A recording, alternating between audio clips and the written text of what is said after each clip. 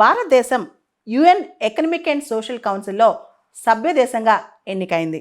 యుఎన్లో 6 ప్రధాన అంగాలు ఉంటాయి. 6 ప్రిన్సిపల్ ఆర్గాన్స్ అన్నమాట. General assembly, security council, economic and social council, trusteeship council, international court of justice, secretariat. అయితే trusteeship council అనేది ఇప్పుడు దాని పని ఆగిపోయింది అనమాట, డిఫంక్ట్ అయిపోయింది. ఇప్పుడు ప్రధానంగా చెప్పాలంటే 5 విభాగాలు ఉన్నాయి.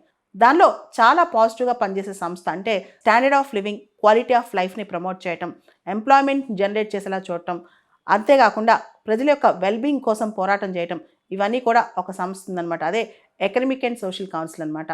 దానిలో 54 మంది సభ్య దేశాలు ఉంటారు. ఒక్కొక్కళ్ళు 3 సంవత్సరాల పాటు పదవీ కాలంలో ఉంటారనమాట. అంటే ప్రతి 3 సంవత్సరాలకు ఒకసారి వాళ్ళ పదవీ కాలం పూర్తవుతుంది. అదేవిధంగా ప్రతి సంవత్సరం 18 మంది కొత్తగా ఎలక్ట్ అవుతారు. పాత వాళ్ళు 18 మంది వెళ్ళిపోతుంటారనమాట. ఆ 18 మందిలో ఈ సంవత్సరం ఎలక్ట్ అయిన వాళ్ళలో భారతదేశం కూడా ఉంది. ఎకనమిక్ అండ్ సోషల్ కౌన్సిల్లో ఒక సభ్య దేశంగా. ఎకనమిక్ అండ్ సోషల్ కౌన్సిల్లో చాలా సబ్సిడరీ ఆర్గాన్స్ కూడా ఉన్నాయి. UN statistical commission, commission on narcotic drugs, programme coordinating board of the joint UN programme on HIV, ఇలా చాలా ఉన్నాయన్నమాట దీనిలో సంస్థలు. అంతేకాదు యుఎన్ హ్యూమన్ రైట్స్ కౌన్సిల్ కూడా డైరెక్ట్గా దీని సబ్సిడరీ కాకపోయినా దీంతో అనుసంధానం చేసుకుంటూనే వర్క్ చేస్తుంటుంది అనమాట.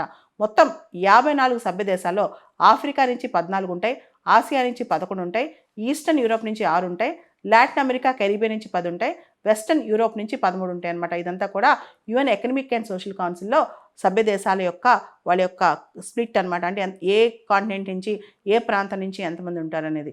ఈసారి ఇండియాకు కూడా మెంబర్షిప్ దొరికింది. UN economic and social council అనేది చాలా పాజిటివ్ వర్క్ అనమాట. హ్యూమన్ రైట్స్లో కానీ, స్టాండ్ ఆఫ్ లివింగ్ పెంచడంలో కానీ, వెల్బీయింగ్ పెంచడంలో కానీ, వీటన్నిటిలో మంచి కృషి చేస్తారనమాట. అదేవిధంగా భారతదేశం ఈ సంవత్సరం international institute of administrative sciences, యుఎన్లో భాగంగా ఇది వర్క్ చేస్తుంటుంది. యుఎన్ ఆర్గాన్ కాదు, ఇది డైరెక్ట్ ప్రిన్సిపల్ ఆర్గాన్ కాదు, కానీ ఇంటర్నేషనల్ ఇన్స్టిట్యూట్ ఆఫ్ అడ్మినిస్ట్రేటివ్ సైన్సెస్కి ఇండియా ఈసారి ప్రెసిడెంట్ అయిందనమాట. పబ్లిక్ గవర్నెన్స్లో రీసెర్చ్ చేయటం, ఎడ్యుకేషన్ ప్రాక్టీసెస్, ఇది చాలా కృషి చేస్తారనమాట. ఈ international institute of administrative sciences headquarters Belgium, బ్రజల్స్లో ఉన్నాయి. ఇది 1930లో ఎస్టాబ్లిష్ అయిందనమాట. దీనిలో 31 సభ్య దేశాలు ఉన్నాయి. దాంతోపాటు 15 ఎకడమిక్ రీసెర్చ్ సెక్షన్స్ కూడా ఉన్నాయన్నమాట. దీనిలో పూర్తిగా administrative reforms, public governance reforms ఎలా తేవాలి అనే దాని మీద ప్రపంచవ్యాప్తంగా బెస్ట్ ప్రాక్టీసెస్ అని వీళ్ళు గమనించి రీసెర్చ్ చేస్తూ ఉంటారు.